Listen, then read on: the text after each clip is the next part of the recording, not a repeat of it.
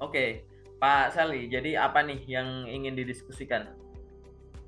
Ada pertanyaan apa, Pak? Mungkin terkait nih Pak ya, karena kalau dibicara fresh graduate sih memang ya Pak, saya ini baru lulus Mm-mm, 2002. Kalau mm-mm, berbicara pengalaman sih ya ada sedikit pengalaman sih Pak. Ya mm-mm, yang pertama kan saya pernah bekerja di salah satu perusahaan mm-mm, PT Sumber Alvaria Trijaya Tbk yang disebut dengan Alfamart Pak, mm-mm, sebagai MD. Ya itu yang pertama Pak ya. Yang kedua saya pernah melakukan magang PPL di Bank Muamalat. mm-mm. Kemudian yang ketiga, saya dipercaya sebagai staf entry data Pak di kampus hingga Oh, 4 tahun. Kemudian yang selanjutnya saya pernah menjadi admin Allshop pas waktu lulus SMA. Jadi kalau masalah berbicara pengalaman sih mungkin udah ada ya Pak ya. mm-mm, mm-mm, Tapi kalau berbicara fresh graduate ini kan saya kan fresh graduate nih Pak. mm-mm.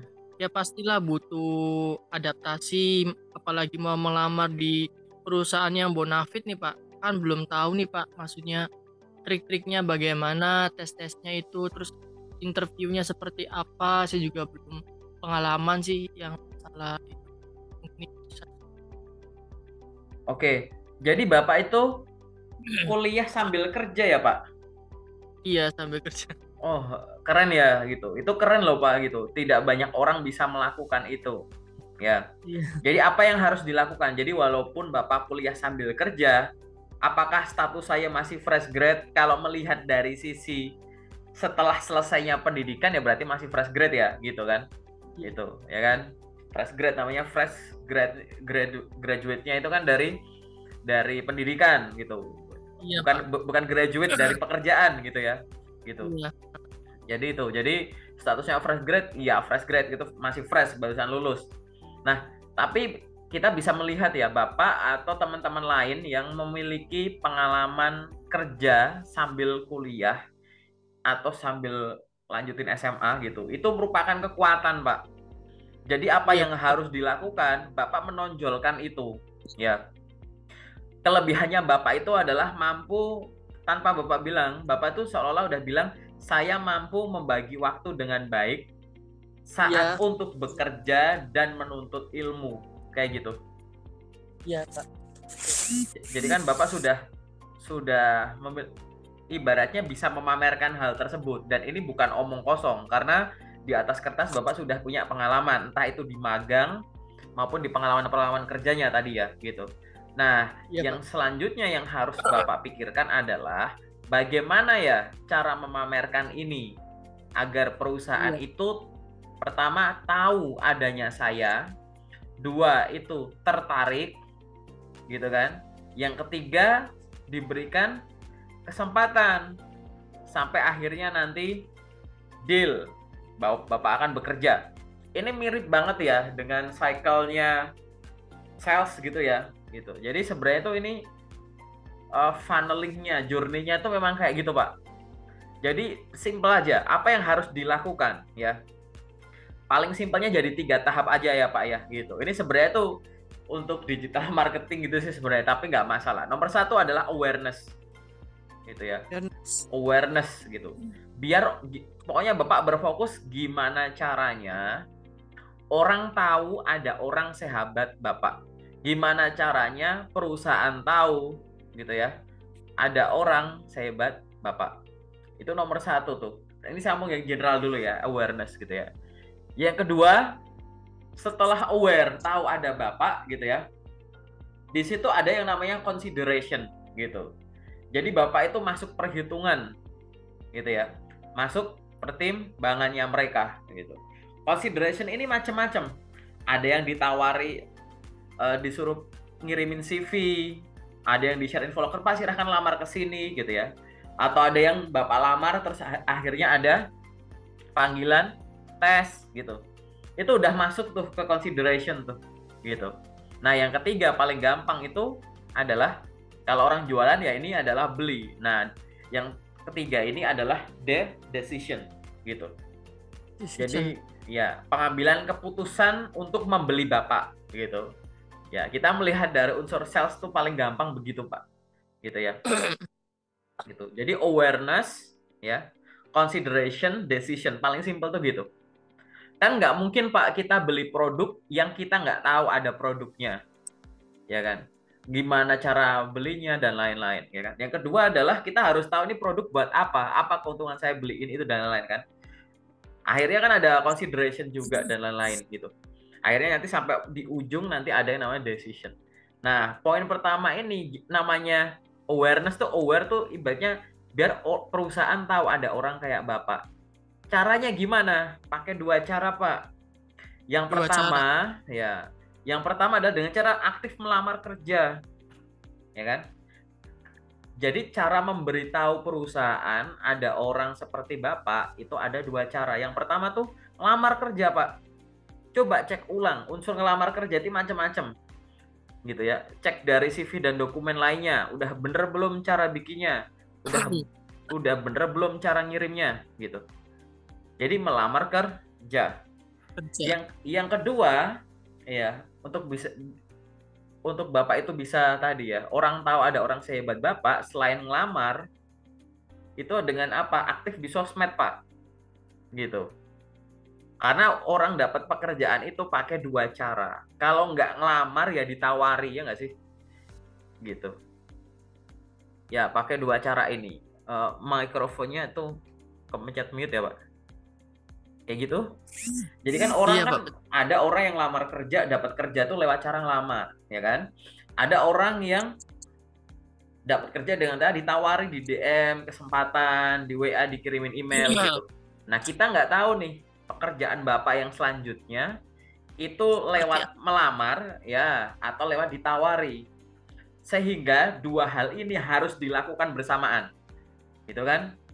Sambil Bapak aktif ngelamar, Bapak juga aktif branding di sosmed, paling gampang di LinkedIn aja gitu. Ya LinkedIn, kan? iya, Pak. Udah Paling sih. gampang di LinkedIn aja. Apakah saya harus aktif terus di LinkedIn? Enggak, gitu.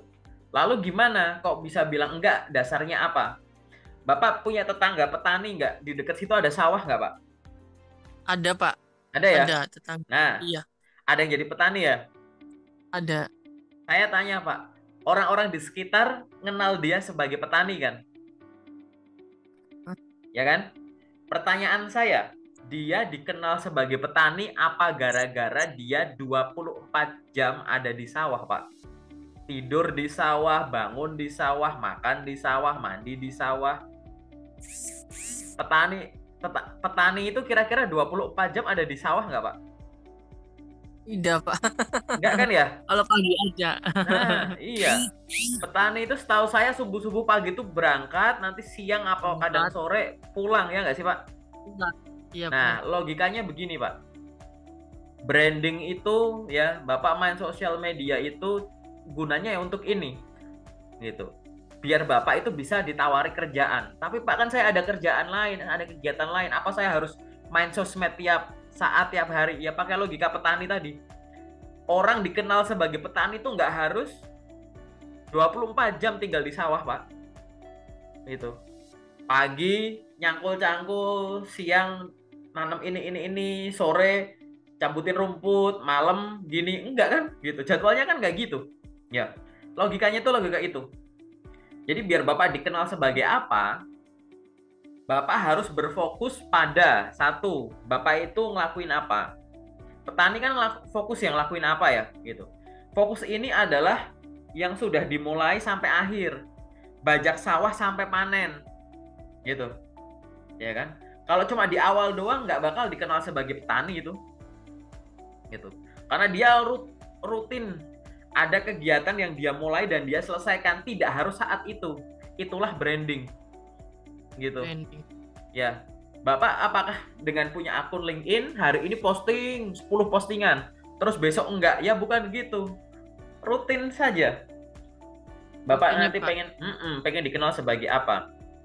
Saya nggak tahu harus posting apa. Cari di internet ide konten LinkedIn. Gitu ya. Bisa dimulai dari hobi Bapak atau ilmu yang Bapak peroleh. Apa ya dari kuliah yang bisa saya share ke pembaca? Apa ya dari pengalaman kerja saya yang bisa saya share ke pembaca? Wah, tapi kadang saya malu kalau posting. Loh, ngapain malu? Kenapa orang harus malu untuk melakukan sesuatu yang baik? Malu itu melakukan sesuatu yang buruk. Nomor dua, tapi saya posting itu nggak ada orang banyak gitu yang like, yang komen gitu. Paling cuma Yang like itu. berapa yang komen atau bereaksi gitu loh. Bapak itu job seeker, Bapak itu nggak butuh ratusan atau ribuan like. Bapak cuma butuh postingan Bapak dibaca satu orang yang tepat, yang akhirnya ngerekrut Bapak dapat kerja gitu. Ini kan Bapak kan pencarian satu pekerjaan kan Pak, gitu ya. Anggap aja Betul, Pak. satu pekerjaan ini dibawa oleh satu orang rekruter untuk mewakili satu perusahaan. Jadi Bapak nggak butuh banyak orang gitu. Ya, karena Bapak fokusnya adalah branding untuk dapat kesempatan kerja. Nanti sambil Bapak seiring berjalannya waktu ngirim lamaran sambil branding gitu ya. Nah, branding ini tadi Bapak connect ke lebih banyak teman gitu ya. Itu yang harus dilakukan gitu ya, Pak ya. Iya, Pak, betul. Jadi itu adalah cycle yang harus Bapak lakukan.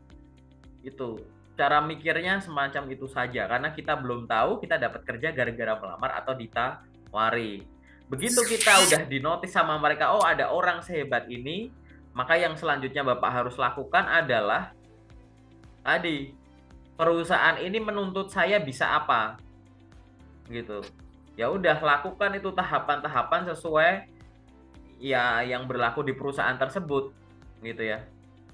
Lakukan yang terbaik gitu. Oh, diminta yang lamar, silahkan lamar. Pelajari lagi apa yang harus Bapak siapkan. Baru nanti kalau udah ada di decision making, mereka udah memberikan offering, tinggal Bapak baca sesuai enggak, ya udah silahkan gitu.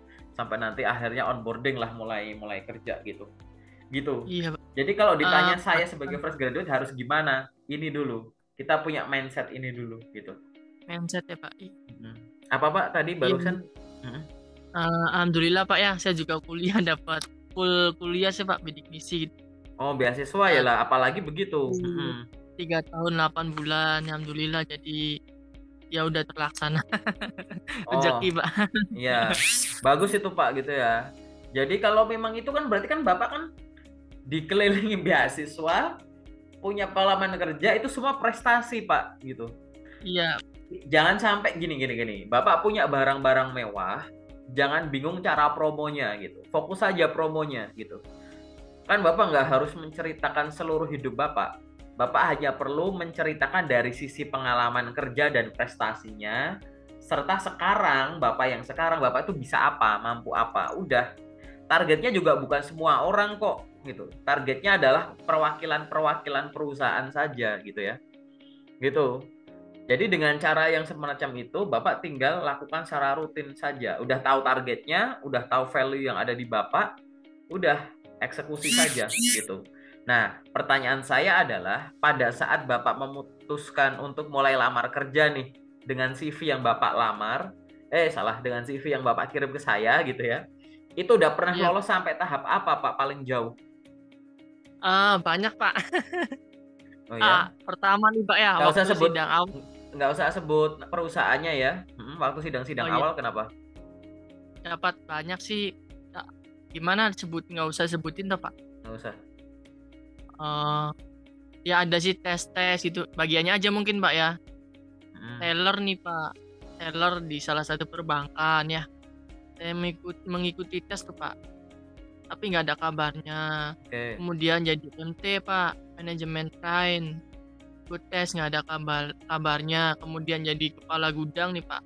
Di salah satu perusahaan ikut tes nggak ada kabarnya lagi.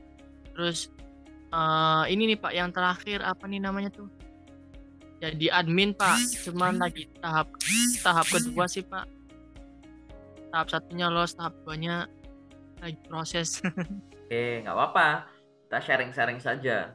Saya tanya, Bapak sejauh ini nyari lowongan itu apakah harus yang sesuai dengan background pendidikan dan pengalaman kerjanya itu atau enggak? Atau switch Kalau lagi? kalau kalau saya lebih menitik beratkan ke ini sih Pak, ke bagian staf administrasi sih pengennya. Soalnya kan waktu zaman kuliah ya, belajarnya kan tentang ekonomi kan ya, finance ya Pak ya. Juga apalagi saya mempunyai pengalaman baik di bidang perbankan komponen perbankan itu yang pengen saya inginkan itu sih bagian staf, admin itu. Lebih ke situ sih, Pak. Cuman kalau masalah perusahaan mah di mana aja. Oke. Jadi hubungannya sama finance juga nggak, Pak? Itu kan Heeh, ya meski saya bukan backgroundnya dari prodi akuntansi ya Pak, saya juga kan pernah belajar akuntansi Pak, akuntansi 1 sampai akuntansi 3 zaman kuliah itu Pak. Ya kalau berbicara tentang Microsoft Excel sih, ya bisa sih bisa, cuman belum terlalu ini sih Pak, optimal gitu tuh Pak, masih belajar ya gitu tuh Pak. Excel sih terutama Excel itu yang saya lemah, hmm, lemahnya di Excel itu Pak. oke. Kurang lebih optimal gitu tuh Pak sama Excel tuh. Kalau Word mah insya Allah Excel sih. Ya, oke, kita balik lagi.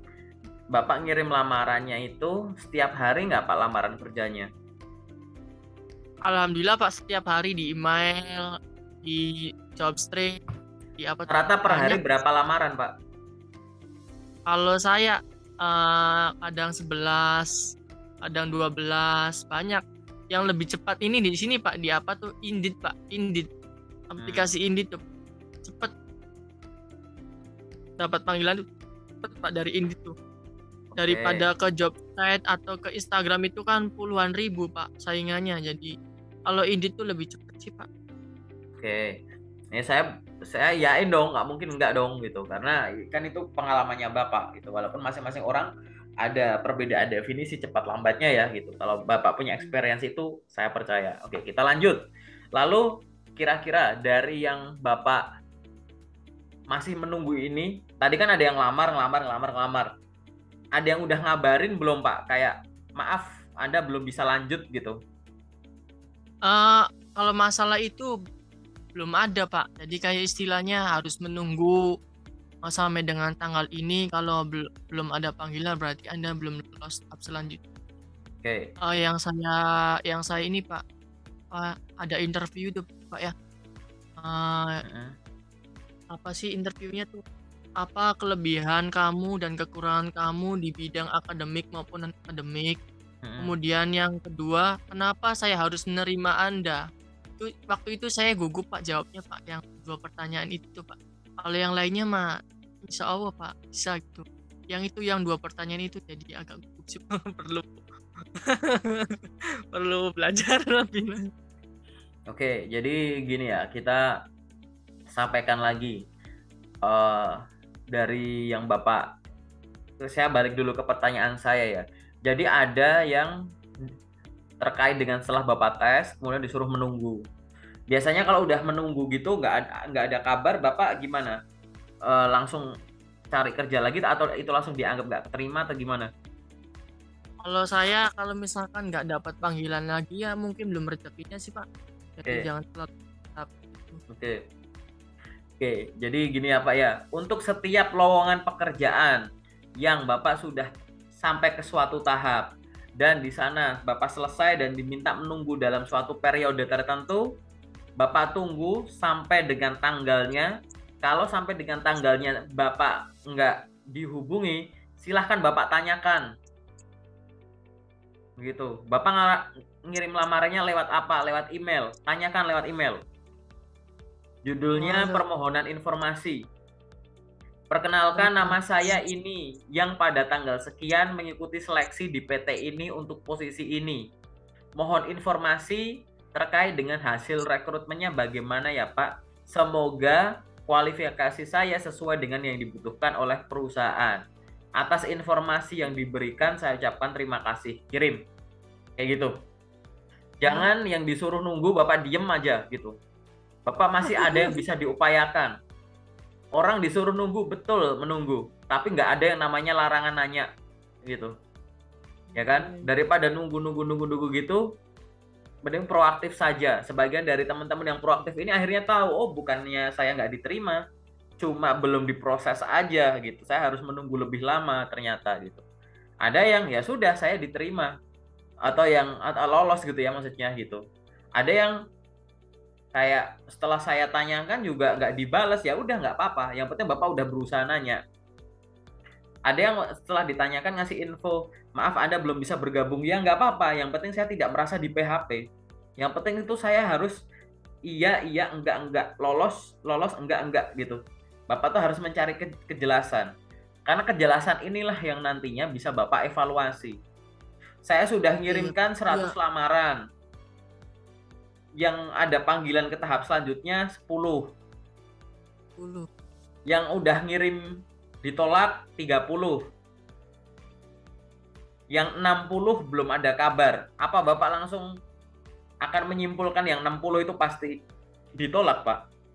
Jadi akhirnya Saya yang lolos itu 10, yang ditolak itu 90. Kan nggak gitu, Pak. Gitu. Bapak masih bisa tanya itu hak semua orang gitu. Tidak merugikan juga dan Bapak bisa melakukannya. Lewat apa? Boleh lewat WhatsApp, boleh lewat email. Waktu itu Bapak dapat undangan di mana, diikuti aja, nggak bisa kirim, silakan kirim-kirim bagaimana caranya. DM rekruternya, DM sosmednya yang official, akunnya di LinkedIn misalkan. Intinya permohonan aku informasi tadi gitu. aku tadi dapat panggilan Pak di salah satu perusahaan sosro tuh Pak. Eh, tesnya banyak sih Pak, ada setengah jam sih Pak. Banyak banget tesnya Pak, banyak. Tapi saya ikutin alurnya tesnya, kemudian saya ikutin alur isi biodatanya, kemudian suruh kirim ke email. Terus waktu tesnya itu tanggal 20 Juli ya, Juli, sampai dengan sekarang belum ada kabar. Saya tanyain ke DM-nya langsung lewat WA tuh Pak, dibaca aja cuman nggak dapat balasan gitu Pak. Jadi Untuk saya setiap, juga ya, oke, saya lanjut ya Pak, saya tegaskan lagi. Untuk setiap lowongan kerja yang tadi ya, tes tahapan yang sudah Bapak lalui, Bapak diminta menunggu, Bapak sudah meminta konfirmasi dan akhirnya direspon atau tidak, itu tidak masalah. Yang penting Bapak sudah melakukan porsi Bapak sebagai job seeker secara benar. Gitu. ya, Tapi bener itu nggak bener tuh ya kayak gitu ya, dicuekin gitu-gitu. Sudah nggak usah dipikirkan. Bapak move aja, cari loker lain. Loker itu ada banyak Pak, gitu. iya Pak, benar. Itu ya, ya itu yang harus Bapak fokuskan di sana. Yang intinya itu, oke? Lalu Bapak tadi kan menyinggung terkait dengan, wah saya tuh nggak pede kalau ditanya gini, wah saya nggak pede kalau disuruh pakai software ini itu. Ya gitu. Jadi kalau sambil melamar kerja, jadi gini, Bapak waktunya Bapak tuh, Bapak bikin time management yang coba diatur ya. Mungkin Bapak sudah melakukan, tapi saya akan mengulang. Coba cek ulang jadwal hariannya Bapak. 24 jam Bapak, dikurangi waktu tidur berapa jam, dikurangi beres-beres rumah, dikurangi bantu-bantu orang tua, dikurangi ibadah isoma lah gitu, dikurangi Bapak main lah gitu. Nanti akan ada waktu yang kosong. Nah, waktu kosong ini bagi dua. Satu porsi jadikan untuk lamar kerja, fokus ngelamar kerja. Satu porsi untuk pengembangan diri. Belajar yang Bapak belum kuasai, perkuat yang Bapak masih merasa lemah, gitu. Dan perdalam yang Bapak sudah merasa bisa, gitu. Gitu ya. Saya Baik, pengen jadi admin, Excel saya nggak bisa, udah belajar, gitu. belajar ya Pak. Gitu. Harus intensitas tinggi. Karena Bapak bukan kandidat tunggal. Pesaing Bapak itu luar biasa gitu, ya kan? Mm-mm. Gitu. Ketemu HR mungkin nggak terlalu disinggung, ketemu user ya ibaratlah Anda jadi admin tapi Excel nggak bisa misalkan atau belum lancar, lalu gimana gitu, gitu. Nah itu apalagi jangan sampai dibandingin kayak Excel aja nggak bisa, anak SMA juga lancar tuh gitu. Nah gitu gitulah Iya. gitu. Itu mungkin itu nggak terucap ya, nggak tahu, ada yang terucap ada yang nggak. Tapi dalam hati gitu, gitu. Ngapain saya ngerekrut anak kuliah? Gitu. Kalau cuma bisa ini, itu mah anak SMA bisa gitu. Kayak begitu. Itu mungkin ada tuh dalam hati gitu. Ya kan? Gitu. Nah, makanya yang tadi Bapak masih belum pede, silahkan pelajari. Termasuk pertanyaan-pertanyaan interview yang biasa muncul. Oke? Tadi ada pertanyaan yang menarik banget ya Pak ya gitu. Apa kelebihan dan kekuranganmu secara akademik maupun non akademik? Ini keren. Berarti ini banyak nih jawabannya ya.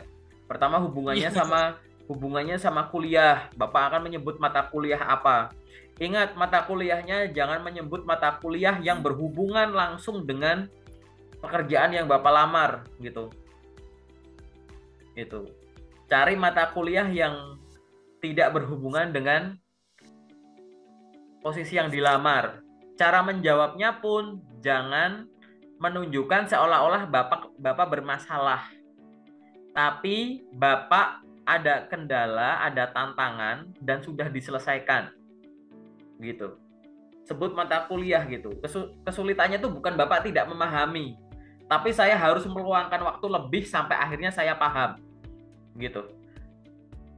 Sampaikan saja, iya Bapak pada saat itu terkait dengan kekurangan saya yang berhubungan dengan itu ya mata kuliah ini gitu. Saya merasa kurang gitu ya. Di mata kuliah ini pada saat itu saya merasa bahwa saya harus meluangkan waktu lebih setelah pulang kuliah atau weekend untuk belajar itu secara mandiri.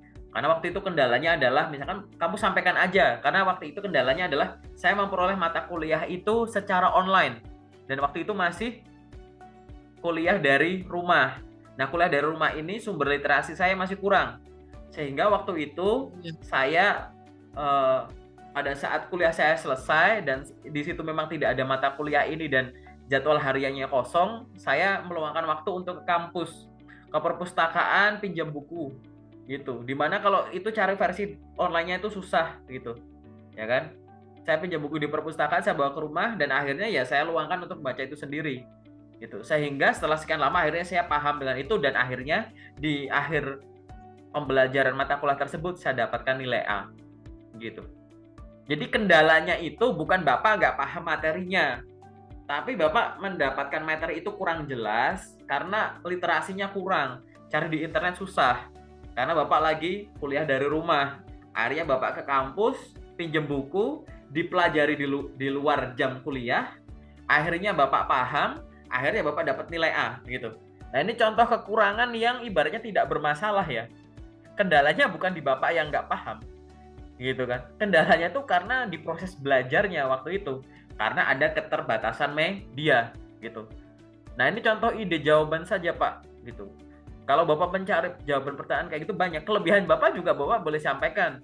Sampaikan kelebihan yang hubungannya dengan mata kuliah yang sesuai dengan posisi yang dibuka gitu. Kalau Bapak bagian accounting ya nanti bahas aja turunan-turunan yang hubungan sama account payable, account receivable, auditing, tax, recon gitu.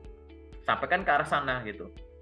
Saya memiliki kekuatan di bidang ini atau di mata kuliah ini karena saya menyukai ini.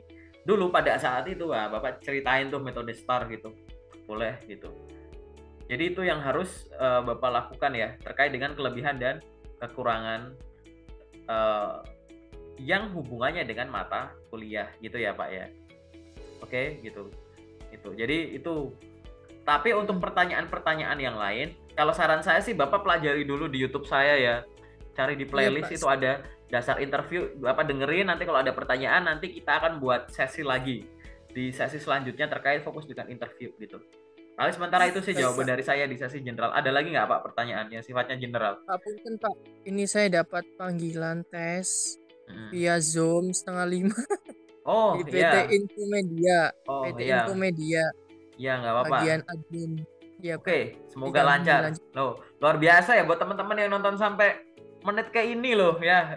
Kita di tengah belajar loh ada panggilan tes kan luar biasa Pak gitu. Ya udah nggak apa-apa berarti sesi generalnya cukup sampai di sini nanti kita langsung lanjut di sesi spesifik aja ya Pak ya. Ya oke Pak. Oke. Iya.